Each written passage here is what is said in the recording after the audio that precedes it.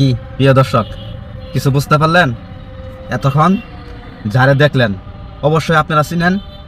কি বলবো মুখের ভাষা, এদেরকে ভিডিওতে দেখা আর মনে করেন জুতা দিয়ে বাইরে নিয়ে একই কথা। উনি হচ্ছে একজন 60 বছর মহিলার জামাই, একটা নষ্ট মহিলার জামাই, সুর মামুন। যে এই মামুন, এই সুর মামুন আর অপু নামে একজন ছিল, সর্বপ্রথম বাংলাদেশের ঢাকা উত্তরা 18 নম্বর সেক্টরে রাজত্ব করছিল। 2-1 মাসের ভিতরে রাজত্ব করার পরে এদেরকে ঢাকা উত্তরার জনগণ জুতা দিয়ে বাইরে এই শুয়োরের বাচ্চা করে ঢাকা থেকে একদম ভাগাই দিছে।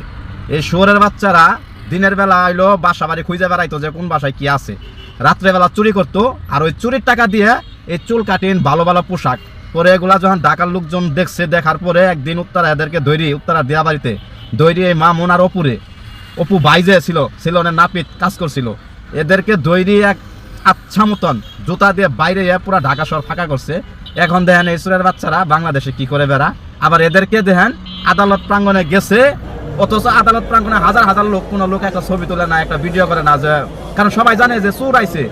এই চোরের আর 2-3টা উকিল দেখেন কি অবস্থা, তার সাথে দেখেন ও মনে হয় যে বাংলাদেশের একজন রাষ্ট্রপতি আইছে, উকিলারা দেখেন কি অবস্থা। অথচ সাধারণ জনগণ চিনে ফেলাইছে যে চোর আইছে আদালতে। এই চোরের পাশে থাকলে ক্যামেরাতে যদি আমরা উঠি তাহলে আমাদের সমস্যা হইতে পারে। জনগণ পাশ থেকে সরে যাইতেছে, আর 2-3টা উকিল দেখেন কি অবস্থা, দেখেন, দেখছেন।